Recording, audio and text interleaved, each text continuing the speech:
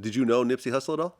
I've known him not on a personal basis, but we spoke. Actually, we were at the Greek Auditorium for what's that? L.A. Live Last Chance, because he had a lot of initiatives and Yeah. stuff that he had going on that were not really publicized, other than his albums where he was writing initiatives and other things to give back to the community as well as to address the criminal justice system. I mean, when you look at that whole situation, do you feel that Eric Holder should get temporary insanity, or do you feel that he should? Well, I mean, the death penalty isn't happening anymore. I think there's a moratorium on the death Right penalty now. in California. Do you feel that he should get life in prison, or do you feel that he should get temporary insanity and just serve out his sentence in a mental hospital? I have no say in that. Yeah. That's, now if we're talking about something, see, I can't speak on that, and nobody else should speak on it. That's in-house. That's between them. Let them handle that. Now, if you was asking me about somebody, say like Cameron Terrell, the boy that got out on a $5 million bail after taking some youngsters to go kill some of people from my set, then he get caught, he get told on, he bail out. The youngsters that's juveniles, they facing life while he gets to speak freely and immunity. But to show you how the system and the police is, after he do that, they come back and arrest him. Now he in jail, facing life. So they just pit each other against each other. So when it come to that, or say for instance, what's the young girl name? The little 13-year-old that got killed. When it's senseless gun violence, and you hurt an innocent, don't get mad if they take your life. Don't get mad if the system. So when it come to that, it goes both ways in a sense of fairness. Well, out of all the tragedy from the Nipsey Hussle murder, the one positive thing that did come out was the gang peace march that Big U helped to organize. Were you part of that? I help, yes. You helped organize it as well. It's quite a few people. Quite a few people.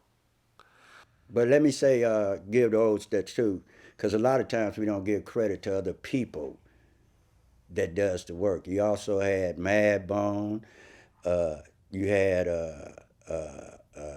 Bad Bone, you had Lil Sody, you had Peak Windbush, you had Spider from Playboy Gangster. You had all representatives from all over the Nation of Islam.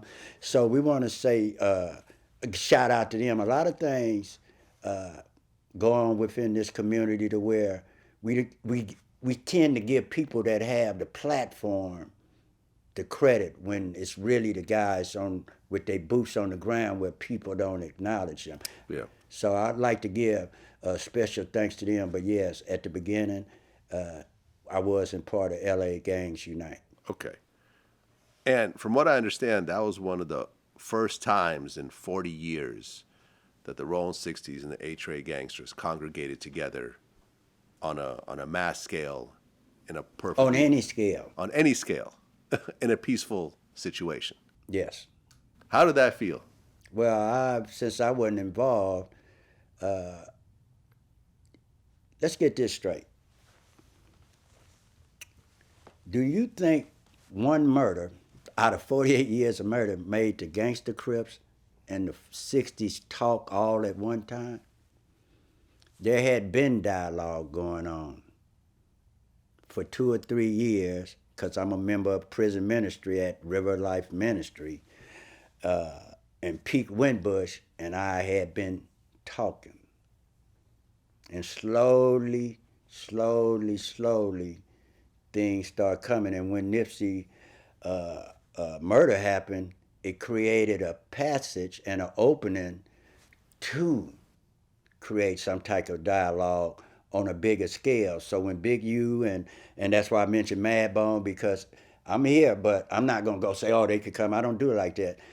It was a democratic way to where, okay, hey man, Melvin, we'll go over there, and that's when we met over there.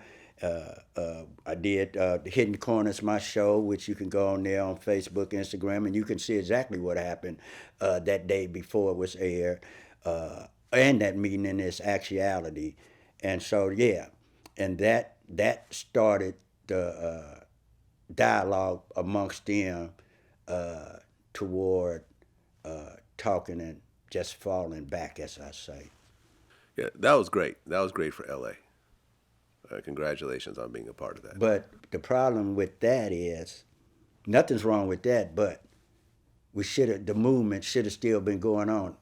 When Nipsey was slain, for 30 days there were no murders. There was a lot of talk amongst warring factions to where public and elected officials should have came in to provided the resources at that moment Yeah. to keep this sustainable, to create the dialogue. So what happens is now you have other murders occurring, not between the 60s and the 8 trades. They're still, because that was really the basis of where they stand in their lane and we going to stay in our lane. So that's still going on, but that didn't affect the surrounding areas to where we had them all at once. So a lot of times this senseless gun violence could be eradicated and decreased because gun violence had went down to its lowest level since 1966. Which was before Crips and Bloods.